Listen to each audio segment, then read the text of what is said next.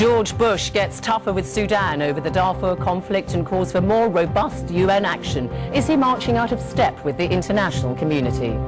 The United States will not avert our eyes from a crisis that challenges the conscience of the world. This is World News Today with me, Zeinab Badawi. Also on the programme, is the struggle for Middle East peace being let down by weak leadership in the region and in America? We look at the prospects of reviving the peace process.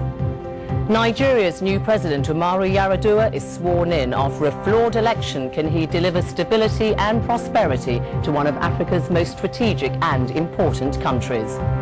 And we have a special report on the judge who's presenting Pakistan's President Musharraf with the biggest challenge to his 8-year leadership.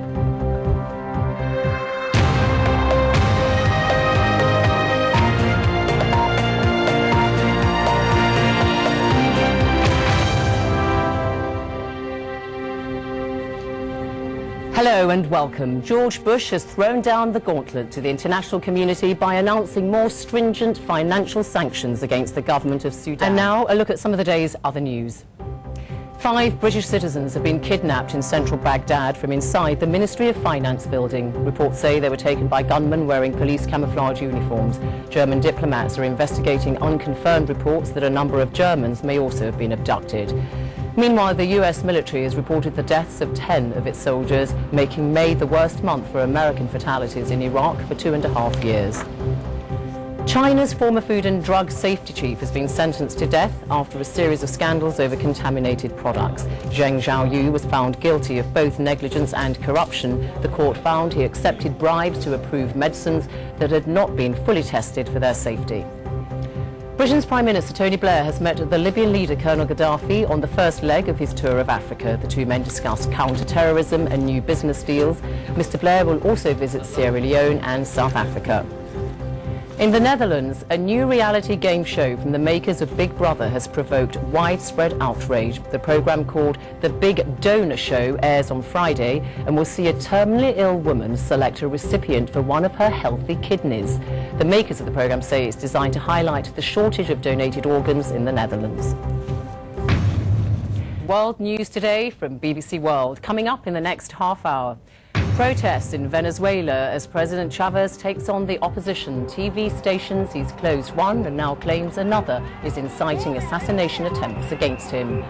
And is Google getting too big for its cyberspace boots? US watchdogs investigate. All that and more coming up on World News Today.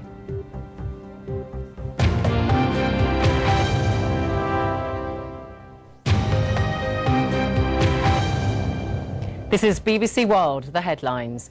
President Bush has announced more stringent financial sanctions against the government of Sudan for its failure to end violence in Darfur. Sudan says they are unfair and untimely. 5 British citizens have been kidnapped in central Baghdad from inside the Ministry of Finance building. The US military has also reported the deaths of 10 of its soldiers, making May the worst month for American fatalities for 2.5 years.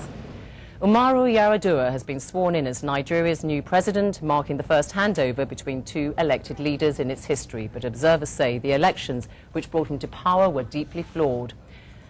And a Dutch reality game show to be aired on Friday has provoked widespread outrage. The Big Donor Show will see a terminally ill woman select a recipient for one of her healthy kidneys. The programme makers say it will highlight a shortage of donors. You can get full details on all those stories on bbcnews.com.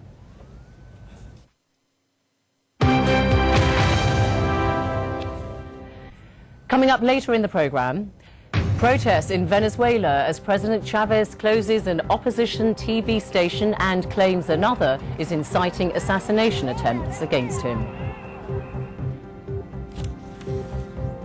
But first, US watchdogs investigate claims that Google is getting too big for its cyberspace boots. Find out in World Business Report with Egon Kosu. That's after this short break.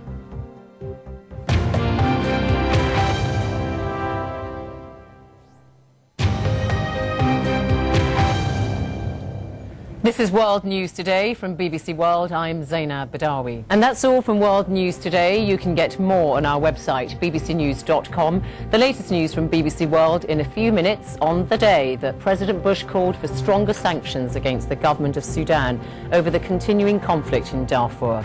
From me, Zeinab Badawi, goodbye.